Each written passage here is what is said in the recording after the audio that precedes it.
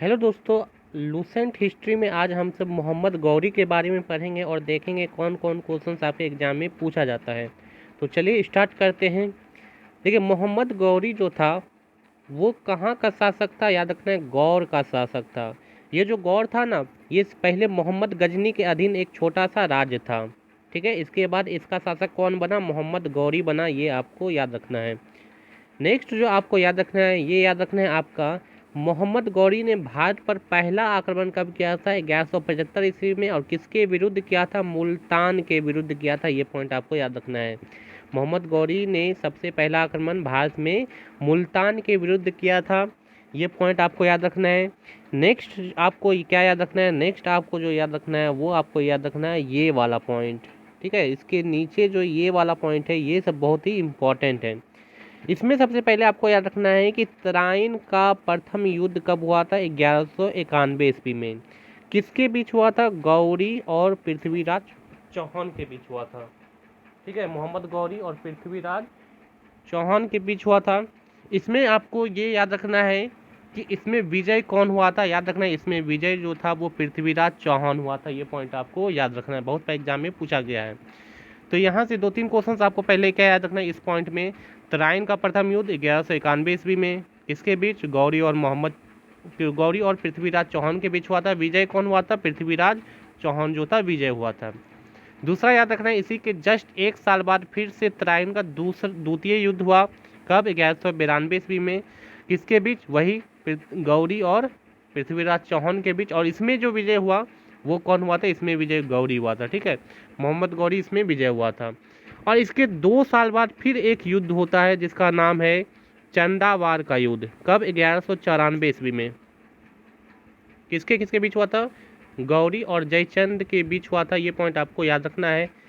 और क्या आपको याद, नेक्स्ट जो याद रखना है कि चंदवार का युद्ध में वो जीता कौन था, तो ये मोहम्मद गौरी जीता था। ठीक है, तो यहाँ पे आपको ये तीनों युद्ध याद रखना है, बहुत बार एग्जाम में पूछा गया है। तराइन का प्रथम युद्ध, तराइन का द्वितीय युद्ध, और इसी के जस्ट 2 साल बाद चंदवार का युद्ध 1191 में। 92 में 2 साल बाद क्या होगा, 1194 में। ये हुआ था मोहम्मद गौरी और पृथ्वीराज चौहान में। विजय कौन हुआ था, पृथ्वीराज चौहान। और इसके जस्ट बाद जो 2 युद्ध हुआ उसमें गौरी विजय हुआ था। तो ये गौरी पृथ्वीराज चौहान में विजय गौरी हुआ था, और उसके बाद गौरी और जयचंद में विजय गौरी हुआ था।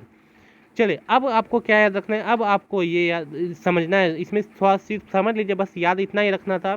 इसके बाद क्या हुआ कि मोहम्मद गौरी जब भारत से लौट रहे थे, जब भारत से वो गए, तो उनका जो भी जीता हुआ राज्य था, ठीक है, उनका विजित प्रदेश पे उन्होंने शासन किसको सौंप दिया था, अपने गुलाम सेनापति को सौंप दिया था। ठीक है, अपने गुलाम सेनापति को भारत पर जो राज्य मोहम्मद गौरी ने जीता था उसको सौंप दिया, और वो कहाँ लौट गए, गजनी लौट गए।